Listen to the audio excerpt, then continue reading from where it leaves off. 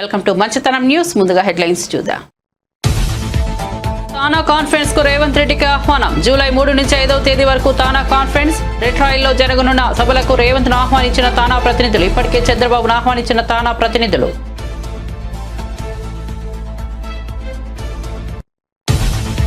పులివెందులలో నష్టపోయిన అరటి రైతులను మాజీ ముఖ్యమంత్రి వైఎస్ జగన్ సోమవారం పరామర్శ. ఉచిత పంటల బీమాను రైతుల హక్కుగా అమలు చేశామన్న జగన్. కూటమి ప్రభుత్వం వస్తూనే బీమాను ఎత్తేసింది. రైతు భరోసా నిధులు ఇవ్వలేదని మాజీ సీఎం ఆరోపణ. రాష్ట్రంలో ఎక్కడా త్రాగునీటి ఎద్దడి కనిపించకూడదన్న సీఎం చంద్రబాబు. రాష్ట్రంలో పెరుగుతున్న ఉష్ణోగ్రతలో వేసవి ప్రణాళికపై సీఎం చంద్రబాబు సమీక్ష. అధికారులకు స్పష్టమైన ఆదేశాలు జారీ.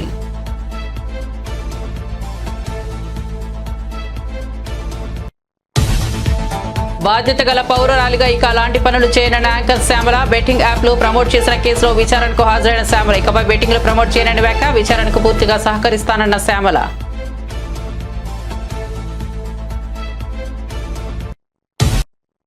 ఇక వార్త వివరాల్లోకి వెళ్తే తానా సభలకు సర్వం సిద్ధమవుతోంది. ప్రతి 2 ఏళ్లకు ఒకసారి జరిగే తానా సభలు ఈ ఏడాది జూలై 3 నుంచి 5వ తేదీ వరకు డెట్రాయిట్లో జరగనున్నాయి. ఈ క్రమంలో తానా 24వ సభలకు తెలంగాణ ముఖ్యమంత్రి రేవంత్ రెడ్డిని తానా ప్రతినిధులు ఆహ్వానించారు. జూబ్లీ హిల్స్ లో ఉన్న రేవంత్ నివాసానికి వెళ్లిన తానా ప్రతినిధులు ఆయనకు ఆహ్వాన పత్రిక అందించారు.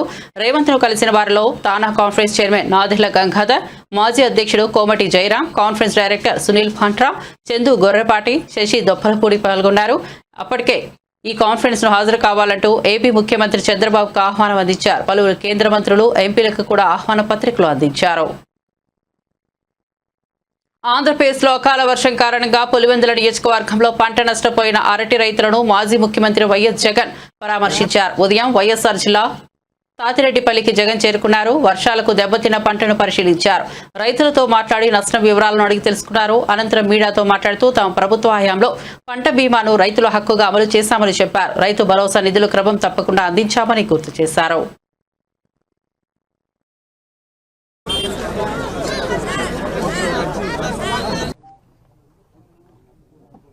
ఇక్కడే ఇంటిగ్రేటెడ్ కోల్డ్ స్టోరేజ్ కనిపిస్తుంది. దేశంతో మా ప్రభుత్వ హయాంలో, వైఎస్ఆర్సీపీ ప్రభుత్వ హయాంలో 25 కోట్ల రూపాయలు పెట్టి ఇంటిగ్రేటెడ్ కోల్డ్ స్టోరేజ్ కూడా పెట్టడం జరిగింది.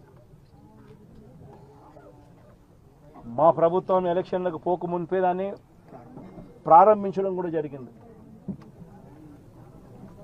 ఎంత దారుణమైన పరిస్థితి ఈ ప్రభుత్వంలో ఉంది అని అంటే, కనీసం దానికి యూజర్ ఏజెన్సీని టెండర్ పిలిచి యూజర్ ఏజెన్సీని ఐడెంటిఫై చేసి యూజర్ ఏజెన్సీకి దాన్ని అప్పచెప్పి కనీసం దాన్ని వాడుకలేకి కూడా ఈ ప్రభుత్వం తీసుకొని రాకుండా ఈ ప్రభుత్వం నడిపిస్తూ ఉంది అని అంటే వీళ్ళకి రైతుల మీద ఎంత కపట ప్రేమ ఉంది అని చెప్పడానికి ఇంతకన్నా నిదర్శనం అవసరం. అక్కడే గన యూజర్ ఏజెన్సీని గన ఇచ్చి ఉండింటే 500 మెట్రిక్ టన్నులకు సంబంధించిన సామర్థ్యం ఆ కోల్డ్ స్టోరేజ్లో ఉంది కాబట్టి యూజర్ ఏజెన్సీని కనుక పెట్టి ఉండింటే ఆ యూజర్ ఏజెన్సీ అరటికి సంబంధించిన కొనుగోలు చేసేవాడు. వీళ్ళు రైతన్నలు ఆ యూజర్ ఏజెన్సీ అక్కడ పనిచేస్తూ ఉంది కాబట్టి వీళ్ళైనా కూడా అక్కడ పెట్టుకునే పరిస్థితి ఉండేది. మా ప్రభుత్వ హయాంలో ఏ రకంగా ఎక్స్పోర్ట్ చేసినాము 2 కంటైనర్లను పెట్టి అరటికి సంబంధించి అవి ఇంకా ప్రోత్సహించబడేటివి. ఈరోజు చూస్తే ఎంత దారుణమైన పరిస్థితి అని అంటే, ఒకవైపున రైతుల పరిస్థితి ఈ వర్షాల వల్ల, ఈ గాలుల వల్ల ఇటువంటి దారుణమైన పరిస్థితి ఒకవైపున ఉంటే, మరోవైపున రేటు చూస్తామా అంటే నెల కిందట 26,000 పలికిన రేటు ఈరోజు 9,000 రూపాయలకు పడిపోయిన పరిస్థితులు చూస్తూ ఉన్నాం. 9,000 కూడా కాదు, ఇంకా 9,000 కూడా కాదు సార్, ఇంకా తక్కువ అంటున్నారు. వ్యాపారస్తులు ఎంత అంటే బండి పంపరు సార్. ఈరోజు 9,000 కాదు 6,000 అని చెప్తున్నారు రైతులందరూ. ధర పడిపోయిన పరిస్థితులు కనిపిస్తూ ఉన్నాయి. మరి రాష్ట్ర ప్రభుత్వం అన్నది రైతును ఎక్కడ పట్టించుకుంటా ఉంది అని అడుగుతా ఉన్నా. మిర్చి పంట అయినా అదే పరిస్థితి, ధాన్యం కొనుగోలైనా అదే పరిస్థితి. 300 నుంచి 400 రూపాయలు పర్ టన్ను రైతు నష్టపోయిన పరిస్థితి. మిర్చికి 11,800 రూపాయలు కొనుగోలు చేస్తామన్నారు. ఇంతవరకు 1 కేజీ కొనుగోలు చేయాలి ఒక రైతు దగ్గర నుంచి. పెసర పరిస్థితి అదే, శనగల పరిస్థితి అంతే, మినుముల పరిస్థితి అంతే, కందుల పరిస్థితి అంతే. ఏ పంటకు ఈరోజు కనీస గిట్టుబాటు ధర రాని పరిస్థితిలో ఈరోజు రైతన్న వ్యవసాయం చేస్తూ ఉన్నాడు. రైతన్నలకు చీనీ చెట్లకు సంబంధించి గతంలో ఎప్పుడు చూడని రేటు వైఎస్ఆర్సీపీ హయాంలో రేట్లు వస్తే టన్ను ₹1,00,000 ₹75,000 అమ్మిన రోజు నుంచి చూస్తే సూట్ అనేది. రాష్ట్రంలో ఏ ప్రాంతంలోనూ తాగునీటి ఎద్దడి తలెత్తకుండా చర్యలు తీసుకోవాలని ముఖ్యమంత్రి చంద్రబాబు అధికారులకు సూచించారు. వేసవిని దృష్టిలో ఉంచుకొని త్రాగునీటి సమస్య కనిపించకుండా చూడాలని, అందుకు అనుగుణంగా అధికారులు చర్యలు తీసుకోవాలని స్పష్టం చేశారు. వేసవి ప్రణాళికపై ముఖ్యమంత్రి చంద్రబాబు సచివాలయంలో సమీక్ష నిర్వహించారు. సమ్మర్ యాక్షన్ ప్లాన్ పై డిజాస్టర్ మేనేజ్మెంట్, పంచాయతీరాజ్, మున్సిపల్, ఆరోగ్య శాఖల అధికారులతో సమీక్ష చేశారు. ఈ సందర్భంగా సీఎం నిర్దిష్టమైన ఆదేశాలు ఇచ్చారు.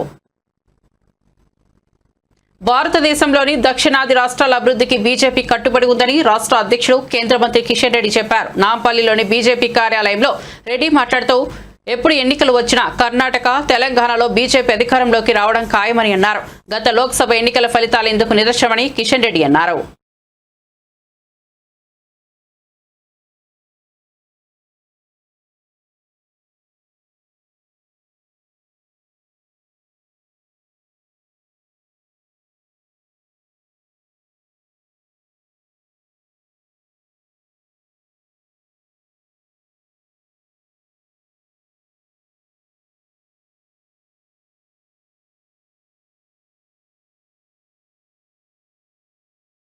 రాజకీయాలకు తెరలేపెట్టే ప్రయత్నం చేస్తూ ఉన్నారు. ముఖ్యంగా డిఎంకేకి సంబంధించినటువంటి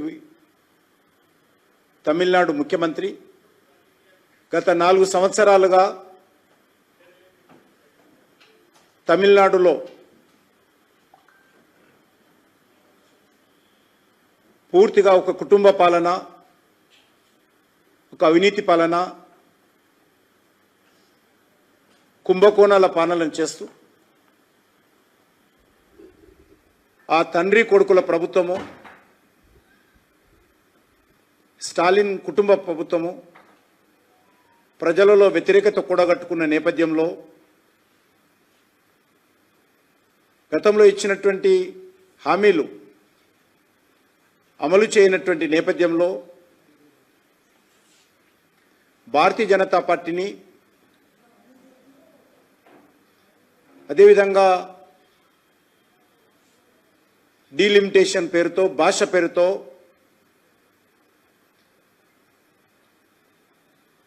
బురద జల్లేటువంటి ప్రచారం, తప్పుడు ప్రచారం చేస్తూ ఉన్నారు. నేను అడుగుతా ఉన్నాను కాంగ్రెస్ పార్టీని, బీఆర్ఎస్ పార్టీని, మిగతా పార్టీలను. ఈరోజు దక్షిణాదిన ఎన్డీఏ 2 రాష్ట్రాల్లో మేము అధికారంలో ఉన్నాం. ఎప్పుడు ఎన్నికలు వచ్చినా కర్ణాటకలో, తెలంగాణలో అధికారంలోకి వస్తాము, రావాలని కోరుకుంటున్నాం. ప్రజలు కూడా సంకేతాలు గత పార్లమెంట్ ఎన్నికల్లో కానీ, ఇటీవల శాసన మండలి ఎన్నికల్లో కానీ స్పష్టంగా తెలంగాణ ప్రజలు కూడా ఇచ్చారు. దక్షిణాది ప్రజల యొక్క సంక్షేమము, దక్షిణాది రాష్ట్రాల అభివృద్ధి మీకంటే మా మీద ఎక్కువ విశ్వాసంతో ప్రజలు మా వైపు చూస్తున్నారు. దక్షిణాది ప్రజలను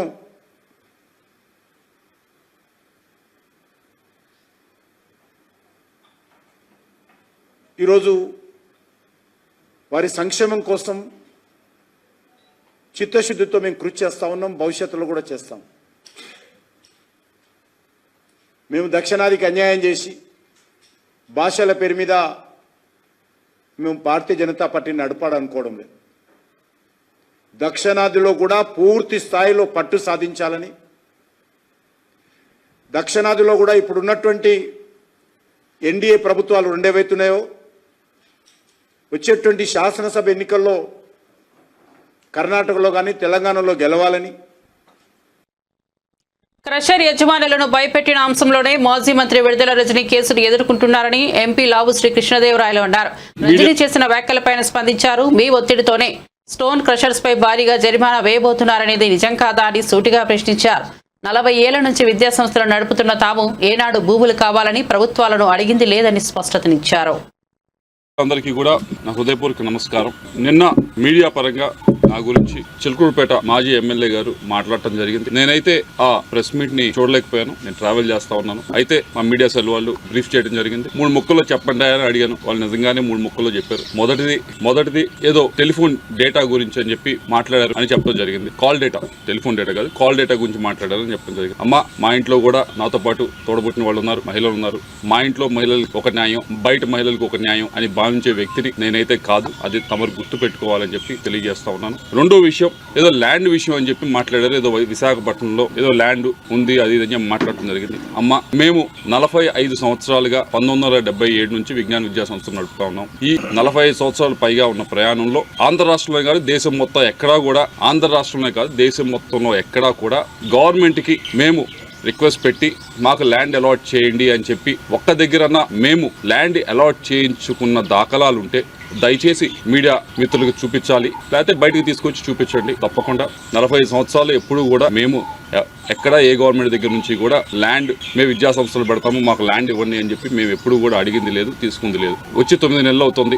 అమరావతిలో చాలా మంది ఇంకా మాకంటే కూడా అక్రెడిటేషన్ తక్కువ ఉన్న వాళ్ళు కూడా స్కూల్స్ కానీ యూనివర్సిటీస్ కానీ పెట్టుకుంటామని చెప్పి ల్యాండ్ కోసం అప్లై చేసుకున్నారు. నేను ఇప్పటిదాకా మీరు చూసుకోండి, ఎక్కడికన్నా ఏ ఆఫీస్ దగ్గరికి వెళ్ళి చూసుకోండి, ఇప్పటిదాకా నేను ఒక అప్లికేషన్ అమరావతిలో నాకు ల్యాండ్ ఇవ్వందని చెప్పి పెట్టింది కూడా లేదు. విశాఖపట్నం ల్యాండ్కి సంబంధించి అది 2009లో మేము అప్పుడు కాంగ్రెస్ గవర్నమెంట్ ఉన్నప్పుడు మీకు ఎవరో తప్పు ఇన్ఫర్మేషన్ ఇస్తున్నారు, 2019 అని కాదు, 2009లో కాంగ్రెస్ గవర్నమెంట్ ఉన్నప్పుడు ఆక్షన్ వేస్తే అలాట్మెంట్ కాదు, అలాట్మెంట్ కి ఆక్షన్ కి కొద్ది తేడా తెలుసుకోండి.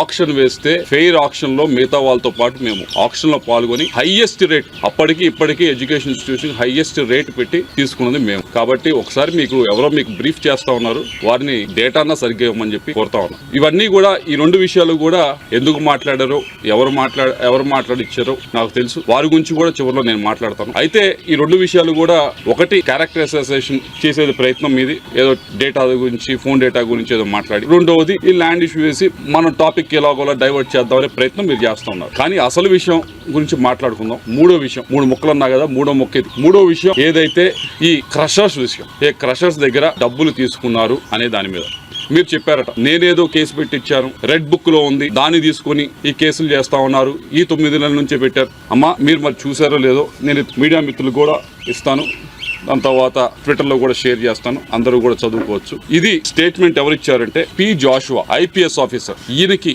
సర్వీస్ 2040 దాకా ఉంది సర్వీస్. ఆయన కెరియర్ ముందు చాలా పెద్ద కెరియర్ ఉంది. అటువంటి వ్యక్తి ఆయన సంతకం పెట్టి ఈ స్టేట్మెంట్ ని ఇవ్వటం జరిగింది. ఈ స్టేట్మెంట్ లో క్లియర్ గా చెప్పడం జరిగింది ఏమి అంటే, ఈ లక్ష్మీ బాలాజీ స్టోన్ క్రషర్స్, దీనికి ఈ యాజమానికి నాకు ఎటువంటి బంధుత్వం లేదు, ఎటువంటి బిజినెస్ పరంగా ఏమీ లేదు, నాకు ఎటువంటి ఇది లేదు. ఈ బాలాజీ స్టోన్ క్రషర్స్ అనే ఆయన మీదకి ఏం చేశారనేది క్లియర్ గా చెప్పింది. 2021లో ఆగస్టు 24వ తారీఖున, ఆగస్టు 2021లో మీ వైపు నుంచి మీరు ఒక కంప్లైంట్ ని వీళ్ళ పైన మీరు మూవ్ చేయడం జరిగింది. ఏమని మూవ్ చేశారు? మీ స్వహస్తాలతో మీరే మూవ్ చేశారు, నేను మూవ్ చేసింది కాదు.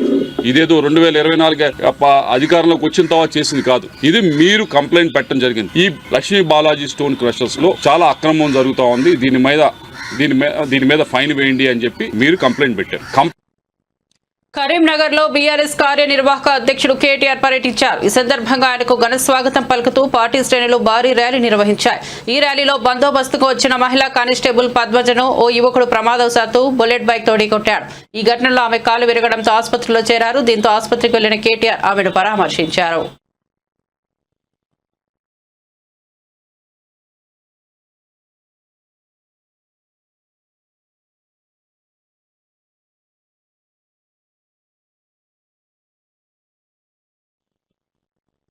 బెట్టింగ్ యాప్ల ప్రమోషన్ కేసులో వైఎస్ఆర్సీపీ అధికార ప్రతినిధి శ్యామల పంజాగుట్ట పోలీసులు ఎదుట విచారణకు హాజరయ్యారు. తనపై నమోదైన ఎఫ్ఐఆర్ కొట్టివేయాలని ఇటీవల ఆమె పిటిషన్ దాఖలు చేశారు.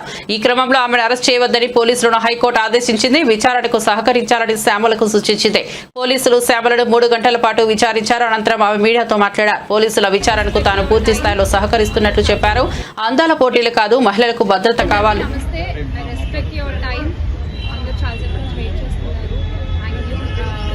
ఇన్వెస్టిగేషన్ జరుగుతోంది, మీ అందరికీ తెలుసు. విషయం కోర్టులో ఉంది. సో దీని గురించి ప్రస్తుతము మాట్లాడడం అన్అఫీషియల్ అవుతుంది. ఆ విషయం నాకంటే బాగా మీకే తెలుసు. సో డెఫినెట్గా మేము ఇన్వెస్టిగేషన్కి కోఆపరేట్ చేస్తున్నాము. చట్టాల మీద, న్యాయ వ్యవస్థ మీద నమ్మకం ఉంది. ఖచ్చితంగా కల్పిట్స్ని పట్టుకోవడంలో నేను ఎంతవరకు సాయం చేయగలను అంతవరకు డెఫినెట్గా పోలీసులకి నా సపోర్ట్ ఎప్పుడూ ఉంటుంది.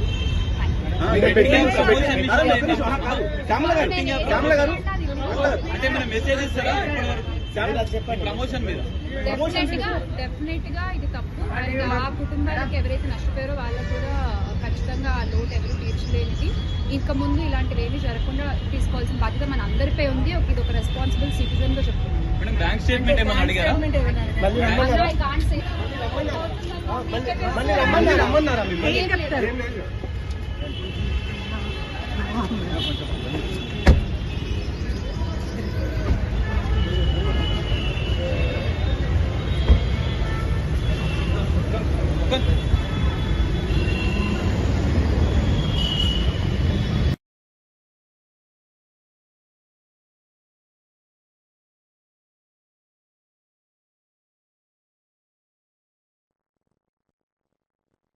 ఎంఎంటీఎస్ రైలులో మహిళా కోచ్ నిందితుడు యువతిపై అత్యాచారాన్ని యత్నించగా తప్పించుకునేందుకు ఆమె ట్రైన్లో నుంచి దూకేసిన విషయం తెలిసిందే. గాయపడిన యువతిని ఎమ్మెల్యే సబితా ఇంద్రారెడ్డి పరామర్శించి మహిళా భద్రతపై ఆందోళన వ్యక్తం చేశారు.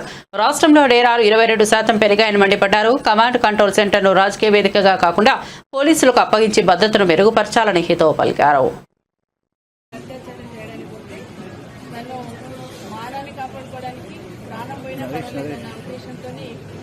ట్రైన్లో నుండి కింద దింపేసింది అనేది సమాచారం రాగానే ఇమీడియట్గా ఈరోజు తరఫున గోవాలక్ష్మి గారు ఎమ్మెల్యే శ్రీనివాసరావు గారు ఎక్స్మినిస్టర్ గారు ఇక్కడికి రావడం జరిగింది.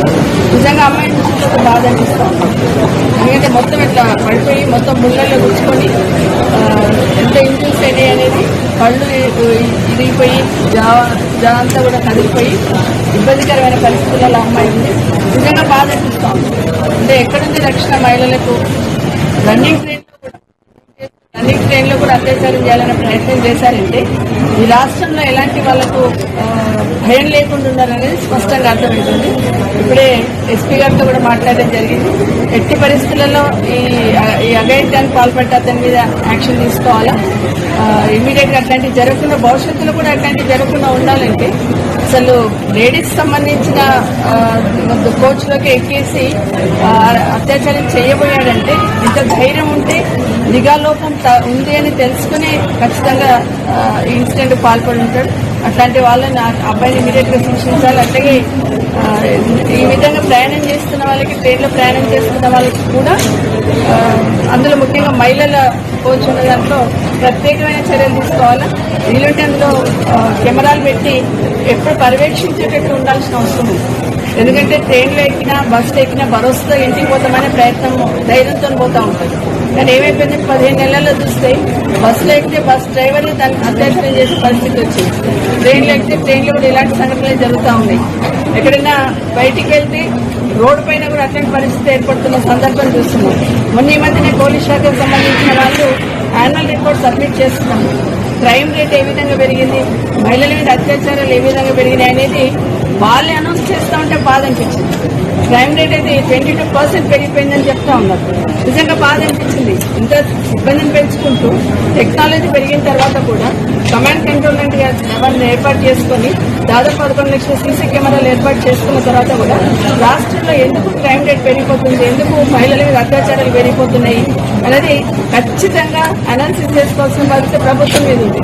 దాన్ని పర్యవేక్షించుకొని సరైన దిశానిర్దేశం చేసి ఇలాంటి సంఘటనలు జరగకుండా చేయాల్సిన బాధ్యత ఖచ్చితంగా రాష్ట్ర పోలీసు మీద ఉంది. అదేవిధంగా రైల్వే పోలీసు వాళ్ళకి ఊరికే నిఘా ఉంది, ఏదో స్టేషన్స్లలో ఉందని కాకుండా ఇలాంటి సంఘటనలు జరుగుతున్నప్పుడు మెరుగైన సౌకర్యాలు కల్పించడానికి, మెరుగైన అవకాశాలను సరిదిద్దుకోవడానికి ప్రయత్నం చేయాలి. గాంధీ ఆసుపత్రిలో చికిత్స పొందుతున్న అత్యాచార యువతి వివరాలను మాజీ మంత్రులు శ్రీనివాస్ గౌడ్ తెలుసుకున్నారు. ఈ సందర్భంగా శ్రీనివాస్ గౌడ్ మాట్లాడుతూ రాష్ట్రంలో అందాల పోటీలు కాదు, మహిళలకు భద్రత కల్పించాలని, దేశంలో ఎక్కడా లేని విధంగా రాష్ట్రంలో కమాండ్ కంట్రోల్ సెంటర్ ఉందని, దీని ద్వారా నేరాలను నియంత్రించాలన్నారు. విద్యార్థులను చూసుకోండి, ఉద్యోగులను చూసుకోండి, ఎవరిని అడిగినా ఎవరిని అడిగినా ఒక ఘనత సాధించినామనంటే ఎక్కడ లేదు. మరి మహిళలు అంటే ఎంత చిన్న చూపైందంటే అడిగే నాతుడే లేడు. క్రైమ్ రేట్ పెరుగుతుంది అన్నప్పుడు క్రైమ్ రేట్ తగ్గడానికి ఎలాంటి చర్యలు చేపట్టాలని ఆలోచన చేయాలి. మహిళల పట్ల ఎన్ని చట్టాలు తెచ్చినా కూడా ఇలాంటి సంఘటనలు రోజు జరుగుతున్నాయి. అసలు వెలుగులోకి వచ్చేటివి ఎన్ని ఉన్నాయి, వాడివి ఎన్ని ఉన్నాయో. ఒక మహిళ బయటికి వెళ్ళాలంటే భద్రత కరువైపోయింది. దేశంలో గతంలో 10 సంవత్సరాల కాలంలో రాష్ట్రం వచ్చిన తర్వాత తెలంగాణ పోలీస్ అన్న తెలంగాణలో మహిళల పట్ల ఎవరు అఘాయిత్యం చేస్తే తెలంగాణ ఎట్లా చేసిండ్రు, తెలంగాణ ఎట్లా జరుగుతుంది, మన రాష్ట్రం కూడా అట్లా జరగాల. ఫాస్ట్ ట్రాక్ కోర్టులు ఉండాలా, ప్రత్యేక చట్టాలు తీసుకురావాలా, ఇమీడియట్ యాక్షన్ ఉండాలా, షీ టీమ్స్ ఏర్పాటు చేసి పటిష్టమైన భద్రత ఉండాలి. షీ టీమ్స్ ఏర్పాటు చేసిన ఇన్ని లక్షల కెమెరా కమాండ్ కంట్రోల్ ఎక్కడ లేదు. దేశంలో అతిపెద్ద కమాండ్ కంట్రోల్ ఉంది. ఇక్కడ లక్షల కొద్ది కెమెరాలు ఉన్నాయి. లక్షల కెమెరాలు ఉన్న కమాండ్ కంట్రోల్ ఉన్న షీ టీమ్స్ ఏర్పాటు చేసిన ఎక్కడ పోయింది? ఈ 15 నెలల్లో ఎక్కడ పోయింది? స్విచ్ ఆన్ ఆఫ్ చేసినట్ల కరెంట్ బంద్ అయింది, భద్రత కూడా బంద్ అయిపోయింది. ఇలా రాష్ట్ర ప్రజలు కోరుకునేది మహిళలకు భద్రత, అందాల పోటీలు కాదు. అందాల పోటీలు పెట్టి వచ్చి ఒరిగేది ఏం లేదు, నష్టం తప్ప లాభం ఏం లేదు.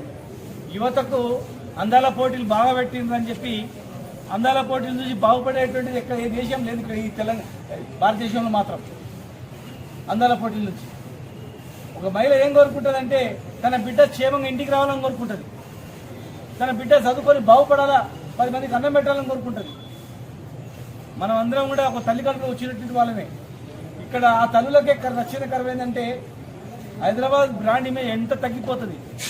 హైదరాబాద్లో వచ్చి ఇతర రాష్ట్రం వాళ్ళు, ఇతర దేశం వాళ్ళు వచ్చి ఉద్యోగం చేయాలంటే హైదరాబాద్ సేఫ్. అర్ధరాత్రి ఆమె మహిళ ఒంటరిగా పోవచ్చు, క్యాబ్లో పోవచ్చు అనే భద్రత ఉండేది. కమాండ్ కంట్రోల్ వచ్చింది, కెమెరాలు పెరిగిపోయినాయంటే అరే హైదరాబాద్ చాలా సేఫెస్ట్ అని చెప్పి ఉండేది. కానీ అలా మహిళ పట్ల ఆమె ఎంత వీర వనిత, ఆమె భయపడకుండా నేను సావాలని వస్తా కానీ దీనికి లొంగను, దీనికి ఇచ్చేయనని చెప్పి ఆమె సావడానికి సిద్ధమైంది. ఆమె గర్వించాలి, మనం నిజంగా కూడా అప్రిషియేట్ చేయాలి. ఆమె ధైర్యానికి అదృష్టవశాత్తు బతికింది. ఖచ్చితంగా వెంటనే ఒక మంచి వైద్యం అందించాలి. సూపర్. జీఆర్పీఎస్పీ చందనా దీప్తి అత్యాచార యువతిని పరామర్శించిన అనంతరం మీడియాతో మాట్లాడుతూ మహిళా భోగిలో ఆమెతో పాటు 2 మహిళలు ఉండగా వారు ఆల్వాల్ స్టేషన్లో దిగిపోయారని, కొంపల్లి సమీపంలో గుర్తు తెలియని యువకుడు ఆమెను బలవంతం చేయబోయారని, దీంతో కిందకు దూకేసిందన్నారు. 4 ప్రత్యేక బృందాలతో నిందితుడి కోసం గాలిస్తున్నామన్నారు.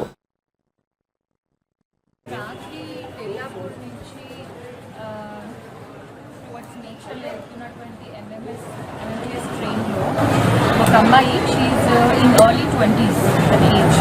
అందుకంటే legal issues we can't reveal the identity. తను లేడీస్ కంపార్ట్మెంట్లో వెళ్తుంది, తనతో పాటు ఇంకొక 2 లేడీస్ కూడా. అయితే ఆల్వాల్ ప్రాంతంలో వాళ్ళు దిగి వెళ్ళిపోయారు. సో తను ఒకటే ఉంది కంపార్ట్మెంట్లో. ఇన్ అడిషన్ ఒక అతను కూడా ఉన్నారు. అతను ఏం చేశాడంటే అమ్మాయిని గట్టిగా పట్టుకోవడం జరిగింది. పట్టుకుంటే అమ్మాయి రెసిస్ట్ చేస్తే ఇంకా తనతో మాట్లాడుతూ ఒక రూమ్కి రావాలి నాతో అది ఇది మాట్లాడితే అమ్మాయి సరే అనింది, వదిలేస్తాడని. అతను గ్రిప్ లూజ్ చేసిన తర్వాత అమ్మాయి సైకలాజికలీ భయపడి నాకు ఇలా వదిలిపెట్టాడు, నన్ను ఎదురు చేస్తాడని చెప్పి ఆమె చాలా భయపడి తను చెప్పడం ఏంటంటే డయల్ 100కి కూడా తను కాల్ చేసింది. కాల్లో మాట్లాడుతున్నది అంటే అతనితో మాట్లాడుతున్నప్పుడు కాల్ చేసిన తర్వాత రికార్డ్స్ వచ్చారు ఎగ్జామ్ని. అండ్ అంతలోపలే తను ట్రైన్ నుంచి కింద దూకడం జరిగింది. దూకిన తర్వాత I think she lost consciousness. She saying హాస్పిటల్కి వచ్చిన తర్వాత తనకు మళ్ళా స్ప్రా వచ్చిందని చెప్తుంది. So we are still keeping her in observation. Her condition is stable. ఇక్కడ దూకింది ఐడియా ఉందా? సుచిత్ర సరౌండింగ్. ఒకడే వచ్చారా? ఎంతమంది? అతను ఒక్కడే ఉన్నాడు. అయితే అతను she not able to tell very properly. కాకపోతే అతను అక్యూజ్డ్ ఎప్పుడు బ్రెయిన్ ఎక్కాడో అతను గమనించలేదని చెప్తుంది. But no we have to write. Tirumala శ్రీవారిని సినీ నటుడు సుమన్ దర్శించుకున్నారు. వీఐపీ ప్రారంభ విరామ దర్శన సమయంలో స్వామివారి సేవలో ఆయన పాల్గొన్నారు. టీటీడీ అధికారులు ఆయనకు స్వాగతం పలికి దర్శన ఏర్పాట్లు చేశారు. అనంతరం గర్భాలయంలో స్వామివారిని దర్శించుకున్న ఆయనకు రంగనాయకుల మండపంలో పండితులు ఆశీర్వచనం చేసి స్వామివారి తీర్థ ప్రసాదాలను అందజేశారు. అనంతరం ఆలయ వెలుపల మీడియాతో సుమన్ మాట్లాడారు. తాను ప్రస్తుతం నటిస్తున్న సినిమాల గురించి వివరాలు తెలిపారు. గతంలో ఏం జరిగిందనేది మర్చిపోయి ఇంక ముందు ఏంటంటే అందరికీ మంచి జరగాలి. అది ఏదైనా సరే, సినిమా ఉండొచ్చు, రాజకీయం ఉండొచ్చు, వ్యాపారం ఉండొచ్చు, అందరూ క్షేమంగా ఉండాలి. అదే మాదిరి అందరూ మంచి ఆరోగ్యంతో ఉండాలి. అండ్ అందరూ మంచి వాళ్ళ బిజినెస్ అన్నీ మంచి బాగా మంచి ముందుకు వెళ్ళాలి. పిల్లలు బాగా చదువుకోవాలి. అండ్ రాష్ట్రంలో కూడా చాలామంది ఏంటంటే డెవలప్మెంట్ జరగాలి. సో అందరూ బాగుండాలి. ఇది అంతకన్నా ఇంకా దేవుడి దగ్గర అడిగేది లేదు. అన్ని ఫ్యామిలీస్, మా అభిమానులు, మా కోసం ప్రార్థన చేసిన వాళ్ళు, నాతో పాటు ట్రావెల్ చేస్తున్న వాళ్ళు, ట్రావెల్ చేసిన వాళ్ళు అందరూ బాగుండాలి. అందరూ హ్యాపీగా ఉండాలి. కష్టంతో వెంకటేశ్వర స్వామిని అడిగారు. హిందీ తెలుగు కాంతా అని ఒక సినిమా జరుగుతుంది. అది షూటింగ్ గుజరాత్లో సాపుతారా అన్న ఊర్లో జరిగింది. తెలుగు కన్నడ దాంట్లో సత్యంగారు అబ్బాయి అని చెప్పేసి నేను చెప్పేదాన్ని main lead roles, almost all lead roles చేస్తున్నాను. ధర్మస్థల నియోజకవర్గం అంటే 3 సినిమాలు ఇది మెయిన్ లీడ్ రోల్స్ కింద చేస్తున్నాను. మిగతా నేను క్యారెక్టర్ ఆర్టిస్ట్ కదా. అదే మాదిరిగా కన్నడ అండ్ మలయాళం, ఒరియా ఈ లాంగ్వేజెస్లో జరుగుతుంది షూటింగ్. తులు లాంగ్వేజ్లో కూడా ఒక పిక్చర్ నెత్తెరకెర అని ఒక సినిమా ఫస్ట్ టైం నేను తులు లాంగ్వేజ్లో ఎంటర్ అయ్యాను నేను. సో పిక్చర్ చాలా బాగా వచ్చింది, క్యారెక్టర్ కూడా చాలా బాగా వచ్చింది. సో ప్రజెంట్ దేవుడు ఆశీర్వాదం వల్ల అంటే నేను బిజీగా ఉన్నాను, వేరే లాంగ్వేజెస్లో బిజీగా ఉన్నాను, బాగా తిరుగుతున్నాను. సో నాకు దేవుడిచ్చిన మీ అందరికీ తెలుసు, అన్నమయ్యలో వెంకటేశ్వర స్వామిగా నాకు ఇచ్చారు, రామదాసుల రాముడికి ఇచ్చారు, సత్యనారాయణ స్వామిలో ఆ దేవుడి పాత్ర ఇచ్చారు. సో నేను అనుకున్న దానికన్నా ఎక్కువగా నాకు దేవుడు నాకు ఇవ్వడం నిజంగా మా తల్లిదండ్రులు చేసిన పుణ్యం, నా పుణ్యం. ఎటువంటి సినిమా బ్యాక్గ్రౌండ్ లేని వాడికి భగవంతుడు వచ్చి మాకు అవకాశం ఇవ్వడం, ఆ భగవంతుడు ఎప్పుడు నేను మర్చిపోను. మా వెంకటేశ్వర స్వామి మాకు ఏంటంటే ఆయన మా అంటే ఇంటి దేవత లాంటిది. ఏది జరిగినా, నేను ఏది చెప్పినా అది అంతా ఆయనదే. చాలామంది ఉంటారు, మేము అలా చెప్పారు మీరు ఇలా, అంతా ఆయన రూలు, ఆయన లీడర్ అంటే అంటారు కదా, leader knows the way, goes the way, shows the way. ఆయన ఏ దారి చూపిస్తున్నాడో ఆ దారి మీద నేను వెళ్తున్నాను. ఏ దాంట్లో నా ఏ రిగ్రెట్ లేదు. భగవంతుడి దయ వల్ల అందరూ బాగున్నాను, అందరూ బాగుండాలి.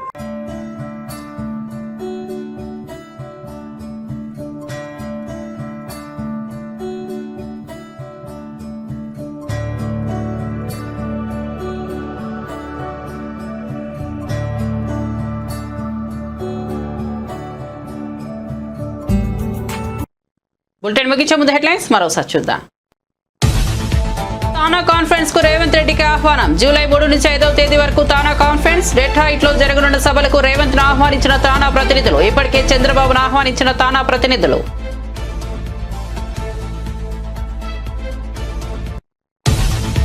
పులివెందులలో నష్టపోయిన అరటి రైతులను మాజీ ముఖ్యమంత్రి వైఎస్ జగన్ సోమవారం పరామర్శ. ఉచిత పంటల బీమాను రైతుల హక్కుగా అమలు చేశామన్న జగన్. కూటమి ప్రభుత్వం వస్తూనే బీమాను ఎత్తేసింది, రైతు భరోసా నిధులు ఇవ్వలేదని మాజీ సీఎం ఆరోపణ. రాష్ట్రంలో ఎక్కడా తాగునీటి ఎద్దడి కనిపించకూడదన్న సీఎం చంద్రబాబు. రాష్ట్రంలో పెరుగుతున్న ఉష్ణోగ్రతలు, వేసవి ప్రణాళికలపై సీఎం చంద్రబాబు సమీక్ష. అధికారులకు స్పష్టమైన ఆదేశాలు జారీ.